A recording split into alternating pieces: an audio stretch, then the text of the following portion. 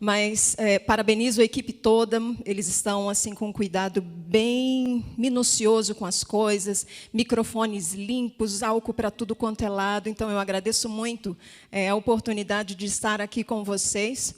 Agradeço a Dete também pelo convite, tá, Dete? Ela é uma amiga de longa data. Ela foi cupido, gente, cupido e madrinha do meu casamento com o Herbert. Nós estamos juntos há mais ou menos 15 anos, sendo desses 15, 13 de casada. Nós temos duas joias preciosas, o Elias, 8 anos, e a Elisa, de 7 anos. Foi assim, um bem juntinho do outro, que é para causar emoção na nossa vida, não é mesmo? Um filho assim, um monte de brinquedo na casa. Mas Deus sabe exatamente todas as coisas que Ele faz, e eu louvo ao Senhor por conta disso. Então, Dete, eu te agradeço, eu tenho certeza que Deus vai usar poderosamente essa comunidade do Paranoá. Eu senti ali o pesar do pastor em falar com vocês, que talvez essa seja a última, né? Mas eu creio, pastor, na providência divina. O Senhor vai providenciar meios para que essa comunidade continue se reunindo de forma virtual. Eu creio nisso fortemente. Bem, vamos lá? Abra sua Bíblia. Se nós estivéssemos aqui na congregação, com a congregação cheia, nós poderíamos ouvir neste momento o folhear das Bíblias, né? Mas infelizmente nós não temos tanto assim, mas eu peço que você na sua casa, abra a sua Bíblia em Mateus,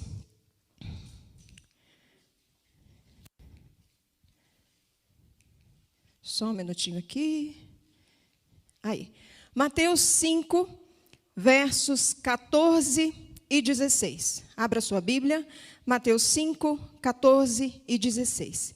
Diz lá o seguinte: Vós sois a luz do mundo, não se pode esconder uma cidade edificada sobre um monte. Nem se acende a candeia e se coloca debaixo do alqueire, mas no velador, e dá luz a todos que estão na casa. Assim, resplandeça a vossa luz diante dos homens, para que vejam as vossas boas obras e glorifiquem a vosso Pai que estás no céu. A palavra do Senhor fala que você é o quê? A luz do mundo. Eu peço que você segure essa informação, porque agora nós vamos dar uma breve viajada na história. Nós vamos para o ano de 1937, em uma segunda-feira, dia 26 de abril. Ao norte da Espanha, ainda existe, uma cidade chamada Guernica. Guernica era uma cidade pequena, aproximadamente 6 mil habitantes. Você sabe como é que é uma cidade pequena? Não sei se você, assim como eu, gosta de cidades pequenas, de zonas rurais, mas são cidades onde as pessoas são amáveis, são cidades onde as pessoas sabem o nome de todo mundo, às vezes sabem a vida de todo mundo. Isso também não é muito legal, não, mas existe uma proximidade muito grande com as pessoas. Guernica não era diferente. Ali habitavam pessoas simples, assim como eu e você. Pessoas que cantavam parabéns para a festa dos filhos, pessoas que estavam tristes, mas pessoas que estavam alegres, pessoas que casavam, pessoas que se davam em casamento. O que essas pessoas não sabiam é que naquele mesmo dia elas entrariam para a história. Ao comando do general Francisco Franco, houve um bombardeio na cidade. O bombardeio iniciou ali por volta das 16h15, com alguns pontos isolados e com requinte de crueldade, eu até diria, porque esses bombardeios eles foram em locais, por exemplo, do sistema de abastecimento, pontes, estradas, justamente para impedir que aquela população tivesse alguma chance de reação. Ninguém podia fugir da cidade, ninguém podia conter o fogo, pois o sistema de abastecimento estava comprometido. O bombardeio principal veio por volta ali das 18h30, onde vieram ondas sucessivas de ataques, ao todo 50. Aproximadamente 22 toneladas de explosivos foram usados naquela ocasião para destruir uma cidade de 6 mil habitantes. Eu fico pensando, por quê, né? Por quê? Qual é o motivo das guerras? Naquela ocasião, mais ou menos 1.645 pessoas morreram. Mas esse é um dado que não é muito certo, porque historiadores recentemente falaram que, na realidade, nunca houve uma procura pelos mortos. Guernica não teve uma procura por debaixo dos escombros para ver de fato qual era o número existente. E possivelmente esse número é maior. Por quê? Na segunda-feira, essa data não foi escolhida de forma aleatória. Na segunda-feira, frequentemente acontecia naquela cidade uma feira, e ela era regular, todas as semanas tinham aquela feira, onde as pessoas da área rural iam para a cidade para trocar suas mercadorias, conversar um pouco, comprar outras coisas, enfim. Então, estima-se que, na realidade, mais pessoas tenham sido abatidas naquele dia. Milhares ficaram feridas, você imagina, uma situação como essa. E o que é mais cruel é que o diário de guerra da época escreveu o seguinte: o tipo de construção das casas fez com que a destruição fosse total. Ainda se veem os buracos das bombas nas ruas. Simplesmente fantástico. Como assim fantástico? Como é que alguém pode sorrir com a morte do outro? Como é que alguém pode colocar essa palavra simplesmente fantástico em saber que uma cidade inteira tinha sido destruída? Porque aproximadamente 3/4 dos prédios que ali estavam foram completamente destruídos, exceto armazéns com armamento militar e prédios administrativos da cidade. Esses detalhes nos fazem pensar que foi completamente proposital essa situação. É ou não é verdade? Você pensa assim também? Foi completamente proposital. É para lá, né? Deixa eu passar o próximo slide para vocês. Aqui. E o senador americano, ele falou uma frase muito verdadeira. No prelúdio da guerra, a primeira vítima é a verdade. E os responsáveis por esse atentado, vamos dizer assim, eles começaram a inventar histórias estapafúrdias para tentar esconder o real motivo que foi descoberto um tempo mais tarde. Mas eles chegaram ao ponto de dizer que as próprias pessoas que moravam em Guernica, a própria administração da cidade se autobombardeou, olha só, totalmente sem propósito, né? E a gente sabe que, na realidade, o que aconteceu pelos historiadores é que aquela aviação nazista estava em treinamento dos seus pilotos e do seu armamento. Eles queriam, na verdade, saber em quanto tempo, mais ou menos, eles conseguiriam causar uma destruição no espaço, né? E foram 3 horas e meia, mais ou menos, de bombardeio constante. Olha o tamanho do estrago que aconteceu. E de fato, esse treinamento surgiu para o início da Segunda Guerra Mundial, que começaria algum tempo mais para frente, né? Na época, um pintor muito famoso, que você conhece certamente, Picasso, Pablo Picasso, um espanhol, ele ficou muito incomodado com toda aquela situação, e eu imagino que não somente ele, mas todas as pessoas que viveram naquela época e que se informaram do que acontecia, né, o que havia acontecido. Ele estava com uma exposição marcada para fazer exposição de uma arte que ele tinha feito lá em Paris. Só que a consternação dele era tão grande que ele decidiu mudar a obra que ele iria fazer. E, baseado nas fotos dos jornais da época, ele criou essa imagem que você está vendo aí, chamada de Guernica. Inclusive, essas imagens, ele estava numa fase de transição, passando para o cubismo, que o cubismo, na realidade, minha mãe é professora de educação artística, né? Então a gente coloca um pouquinho da influência de mamãe aqui. Mas o cubismo, na realidade, é uma arte que você usa alguns traços geométricos. Por isso que essa imagem aí parece que foi meio facetada, né? E ele pintou essa tela, que ficou muito famosa, inclusive. Mas eu gostaria de destacar aqui com vocês algumas questões em relação ao Guernica. Na próxima imagem aqui, reparem que eu separei algumas marcações que estão em colorido. No seu canto inferior esquerdo, marcadinho ali de vermelho, você consegue observar um homem que era um soldado que estava morto. Mais acima, você vê uma mulher olhando para cima com um bebê no colo. Possivelmente um bebê estava morto, possivelmente era ela mãe.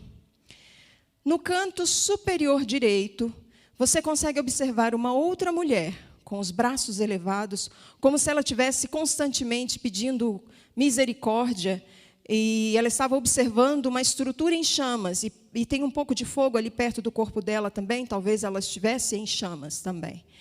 Na parte de baixo, uma outra mulher, com a perna ferida e como se ela quisesse fugir de todo esse caos. E bem ao centro, na parte superior, novamente, mais uma mulher, ela segurando tipo uma vela ou um lampião ali, uma lamparina na sua mão. Conseguiram perceber todas essas estruturas? Pois então, nós temos nessa imagem, temos aqui alguns animais também, que eles têm uma fisionomia nítida de dor, né, de desespero, sendo representado o cavalo e o touro, que são animais que são muito comuns na cultura espanhola. E nós observamos aqui, só tem um homem, né? Alguém percebeu isso? Só tem um homem. A maioria são mulheres, crianças. Por que será isso? Acontece que um ano anterior estava acontecendo a Guerra da Espanha, e os homens estavam onde? Isso mesmo, na guerra. A maioria das vítimas eram mulheres e crianças. Gente do céu, o negócio ficou mais cruel, não ficou? Ficou ou não ficou? Deixa eu passar aqui para a próxima. Nós sabemos também que nós estamos em uma guerra. Conosco não é diferente. Nós estamos inseridos em uma guerra. Mas nem sempre foi assim. Houve um tempo em que, de fato, havia uma comunhão no céu. Satanás, seus anjos, que na época não eram deles, mas os anjos, Deus, eles viviam em harmonia no céu. Em algum determinado momento da história, que nós não temos como precisar isso, surgiu no coração de Lúcifer um sentimento estranho, e por conta disso ele se tornou desleal. Ele então começou uma grande rebelião no céu, porque ele queria a adoração que era dada somente ao Cordeiro de Deus. Ele queria para si. E começou a criar uma situação muito complicada no céu, e por conta disso, ele foi expulso de lá. Ao ser expulso de lá, ele foi enviado para a terra. E Deus, assim que criou o jardim do Éden, e colocou lá Adão e Eva, ele correu rapidamente e pensou, vou transformar a família humana em um dos meus súditos. Eu vou dar um jeito de conseguir fazer com que eu apague a imagem de Deus no coração dos humanos. E ele usou tudo que ele conseguia usar, todas as artimanhas dele.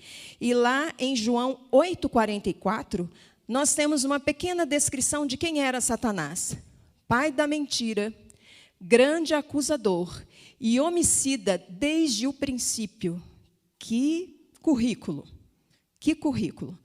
Mas, infelizmente, ele teve sucesso. Ele conseguiu fazer com que a rebelião viesse para a terra também. Gente, eu estou com uma coisinha aqui, com esse negocinho aqui. Ele ora funciona, ora não. Aí ele vai para trás, aí depois ele não vai para frente. Aí. No conflito que nós estamos inseridos, eu e você.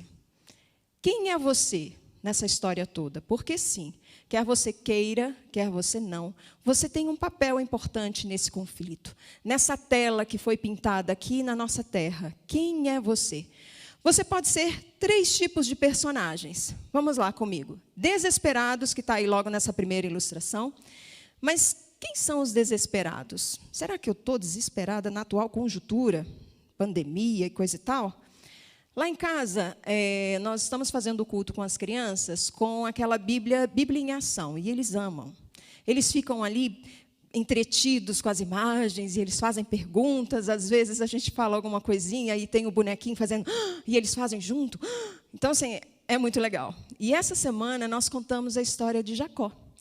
Jacó, talvez você também já tenha conhecimento dessa história desde criança, porque a gente escuta muito, a gente sabe quem é Jacó. Jacó usurpou a primogenitura de Esaú, que era o seu filho mais velho, por um prato de lentilha. Não é isso que a gente conhece da história? Pois é bem isso mesmo o que acontece. Jacó, por conta dessa mentira, por conta dessa situação que ele acabou armando, ele mais a mãe dele, sofreu muito. Ele sentiu muita culpa. E no momento que antecedeu ao reencontro dele com Esaú, ele ficou muito angustiado. A angústia dele foi tamanha que ele decidiu separar a família dele. Um bando vai para cá e o outro vai para lá, porque se acontecer alguma coisa com um, o outro tem a oportunidade de fugir.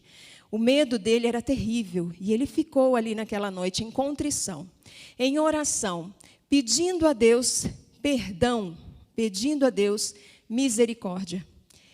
E por conta dessa ação dele, é que ele não foi consumido, foi por conta desse momento em que ele teve de pedir perdão a Deus, que ele não foi destruído pelo seu irmão. E isso está muito claro lá na meditação da irmã Ellen White, Cristo triunfante. E ela faz uma outra observação, ela faz uma correlação da história de Jacó com os tempos que nós estamos vivendo atualmente. Será que de repente eu estou desesperada? Será que eu fiz alguma coisa? Cometi algum pecado? E esse pecado me consome? Será que você está assim, você que me escuta? Carregando uma culpa, carregando todo o temor, a desconfiança. O que acontece é que no tempo de angústia, se você não pedir perdão para Deus desse pecado, de repente, eu estou falando para alguém que veio uma situação específica na sua mente. Se você não pedir perdão para Deus de uma forma prévia, quando chegar o tempo de angústia, a sua fé não estará forte o suficiente para você pleitear juntamente com Deus o seu livramento. E aí acontece o quê? Satanás vence nessa situação. Por quê? Porque você não foi até Cristo. E não é isso que Deus quer de você. Então, se você se encontra hoje numa situação de angústia, de culpa, de remorso, o remorso nem tanto, porque o remorso, às vezes, você fica com medo da consequência, né? Mas se você tem verdadeiramente a dor pelo pecado, você se sente como aquele que novamente pregou Cristo na cruz, vá até Ele em espírito de oração. Peça perdão pelos seus pecados, porque assim o seu Pai do céu vai poder te cobrir com o seu manto expiatório. E não tem ninguém que possa falhar se fizer esse tipo de situação. Eu gostaria até de ler uma citação que a irmã Ellen White faz, que diz assim: foi pela entrega de si e por uma fé tranquilizadora que Jacó alcançou o que não conseguiria ganhar com o conflito em sua própria força. Deus assim ensinou a seu servo que o poder e a graça divina unicamente lhe poderiam dar a bênção que ele desejava com ardor. De modo semelhante será com aqueles que vivem nos últimos dias. Isso aqui é para mim e para você. De modo semelhante será com os filhos que vivem nos últimos dias. Ao rodearem os perigos e ao apoderar-se da alma, o desespero devem confiar unicamente nos méritos da obra expiatória. Que lindo isso, né? Jacó foi resoluto. Jacó não soltou enquanto o pai não o abençoou. E por isso ele venceu. Faça exatamente da mesma forma. Não saia da presença do Pai sem a certeza dos seus pecados estarem perdoados, sem aquela paz que excede todo o entendimento. Existem as respostas de Deus em relação à nossa oração. Não, sim e espere mais um pouco. O sim é aquela resposta que vem de imediato, quando um filho arrependido se prostra diante do Pai pedindo perdão pelos seus pecados. Creia que a sua oração será respondida.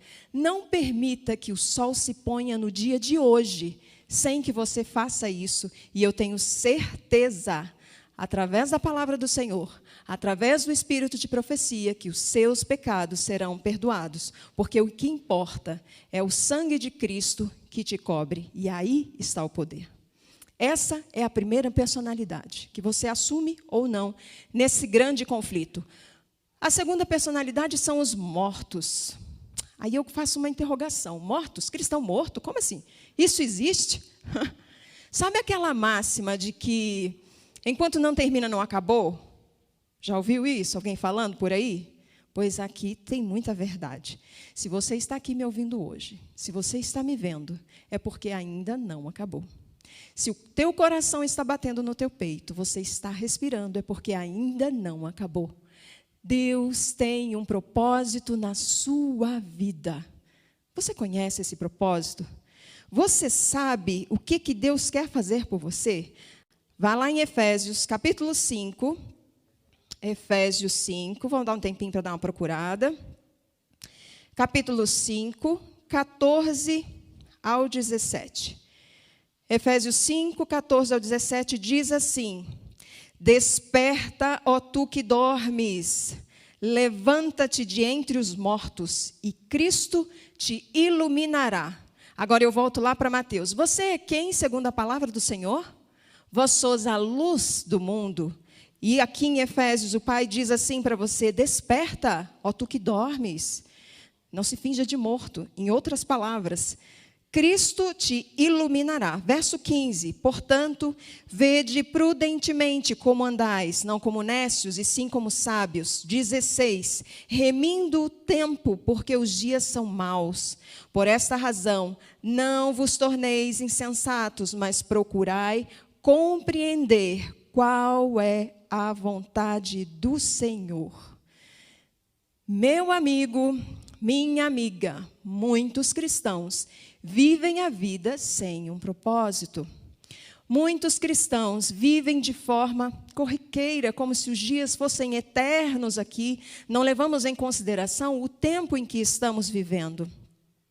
A palavra do Senhor pede para que você desperte, para que você se atente às coisas que estão acontecendo ao seu redor, para que você perceba que Deus quer sim fazer algo através de você.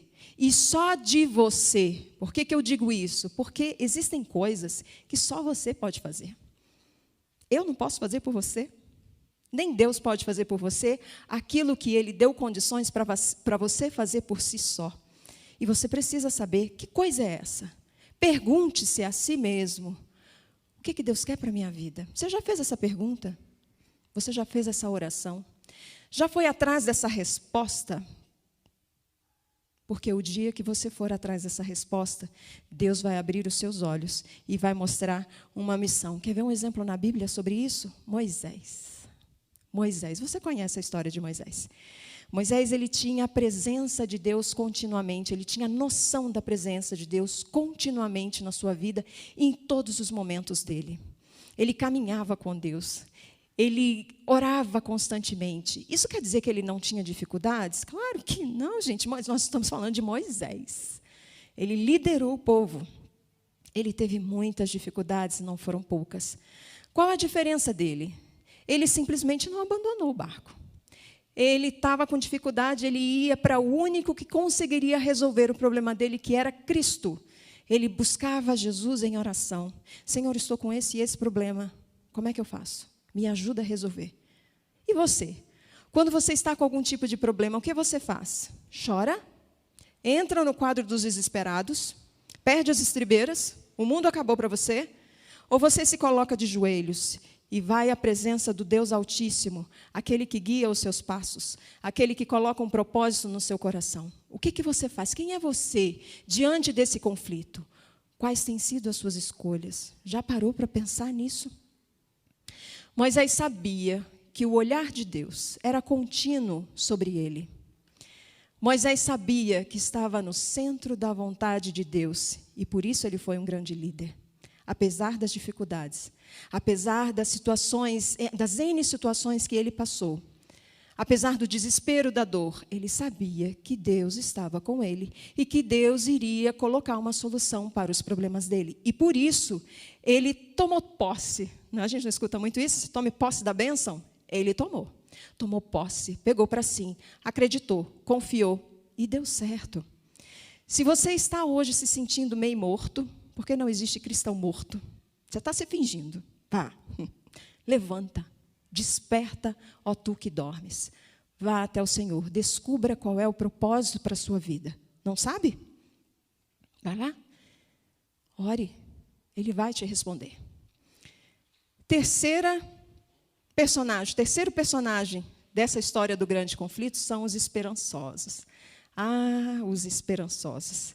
Quem são eles? Eles carregam e refletem a luz de Cristo. Então, eles são luz do mundo.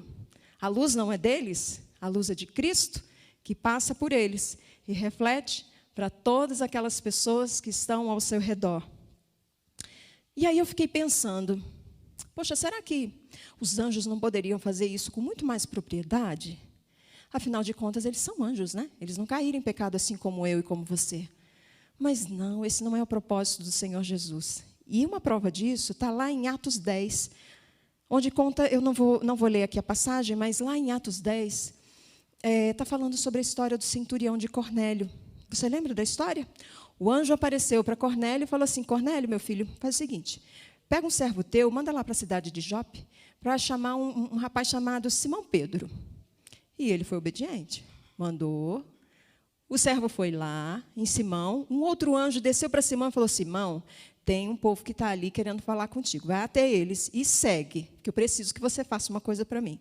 Simão Pedro foi até Cornélio e pregou a mensagem de Cristo para ele. Uai, o anjo não podia ter feito isso, gente? Para e pensa, não poderia? Porque esse trabalho todo vai para Cornélio, depois vai para Simão para juntar. Não poderia já cortar o caminho ali? Mas não é assim que Deus trabalha. Deus quer usar você, vasos de barro, frágeis, com as suas dificuldades, com as minhas dificuldades. Por quê? Porque eu sou igual ao meu irmão. Eu vou atrás do meu irmão e ele é igual a mim. Eu preciso fazer isso. Esse é o plano do Senhor. Que você, com um imensurável amor, vá atrás do seu irmão, vá de encontro à necessidade dele, ajude a resolver a necessidade dele e passe as boas novas para ele. Porque, a partir daí, aquele será um novo ponto de luz. E assim, o mundo vai sendo iluminado. Cristo Jesus veio a essa terra e ele se fez homem para salvar o homem. O divino, a salvação divina, humano, ele se fez igual a nós, se fez um de nós. Gente, quando eu paro para pensar nisso, hoje de manhã eu estava assim, bem pensativa no meu momento de reflexão, e eu estava pensando, meu Deus, é um alto privilégio que nós temos de carregar as boas novas do Evangelho, mesmo nós sendo vasos de barro, fragilizados, imperfeitos. Lá, esse texto, né, de vasos de barro está lá em 2 Coríntios 4,17, se você quiser acompanhar depois em sua Bíblia para você ver essa passagem. Qual a sua escolha?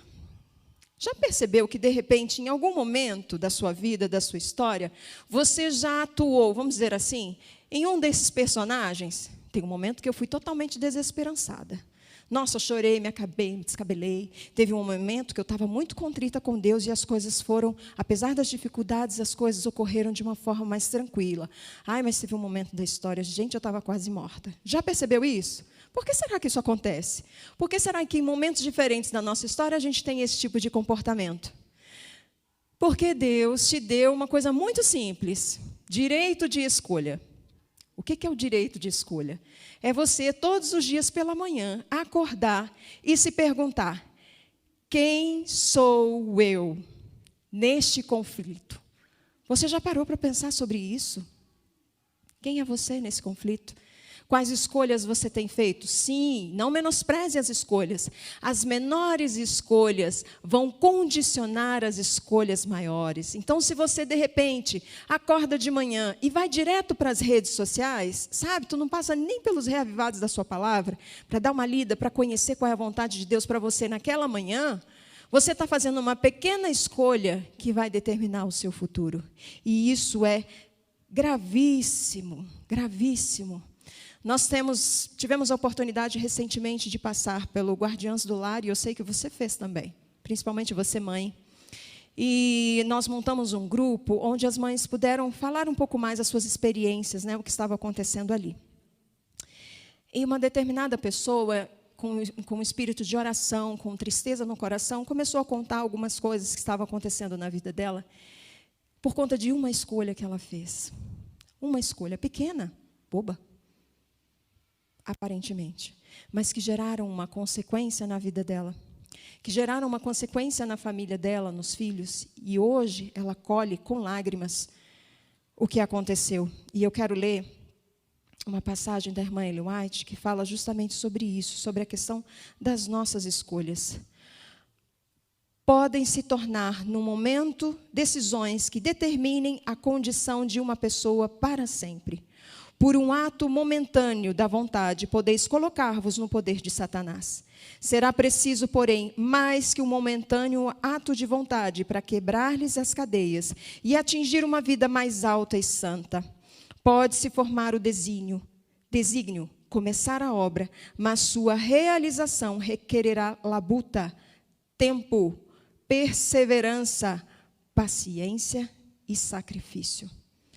Será que de repente você está vivendo isso? Você de repente se afastou de Deus e você está começando a colher alguns frutos desse afastamento de Deus? E quando você quer voltar, você sente que o inimigo te puxa, as coisas estão mais difíceis, não são mais fáceis como era antigamente. Você está sentindo isso? Escuta só. O homem que se afasta de Deus deliberadamente em plena luz, verificará, quando desejar voltar, que cresceram cardos, espinhos na senda a palmilhar, e ele não precisa se surpreender, nem desanimar, se é compelido a caminhar longamente com os pés dilacerados e a sangrar. Minha consagração hoje, página 322. Está doendo? Está sangrando? Você quer voltar e não consegue? Não desanime. Continue em oração, continue buscando ao Senhor, e Ele vai caminhar junto com você, apesar do nosso pecado. Isso não é incrível? Lá na lição de Jacó, outra lição nós podemos tirar da lição de Jacó. Apesar de eu me direcionar para o pecado, Deus não me repelirá, se eu voltar a Ele com o coração contrito e arrependido. Então, se você se afastou de Cristo, não tenha vergonha, não sinta que você está perdido, porque Cristo morreu por você. O sangue expiatório de Cristo está sobre você. Hoje é o dia de voltar. Quem é você na pintura atual do grande conflito? Quem é você? Meu amigo, minha amiga, nós estamos em uma guerra. Quer você queira ou não. E as escolhas que você fizer no dia de hoje refletirão na sua salvação ou na sua perdição. Você só pode ser 3 tipos de personagens. Quem você vai ser hoje? E eu termino aqui a minha reflexão com você. Que o Pai do céu te abençoe. Que o Pai do céu te ilumine. Que o Pai do céu te fortaleça e te sustente no dia de hoje. Amém.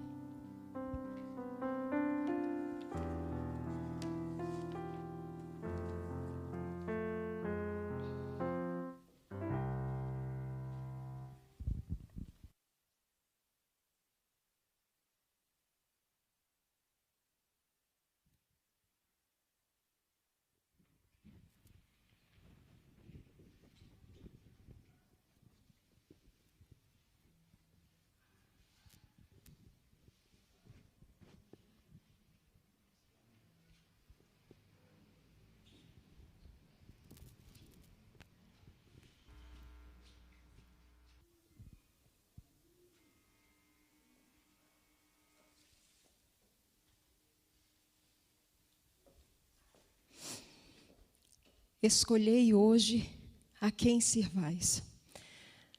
Eu li na meditação do Amin Rodor, e eu gostei muito e eu carrego isso para a vida.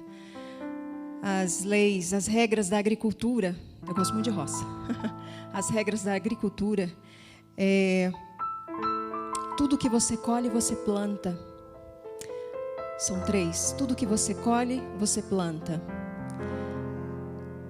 Tudo que você planta, você colhe num outro tempo. Está demorando? Você vai colher aquilo que você plantou. E 3º e último, colhemos muito mais do que semeamos.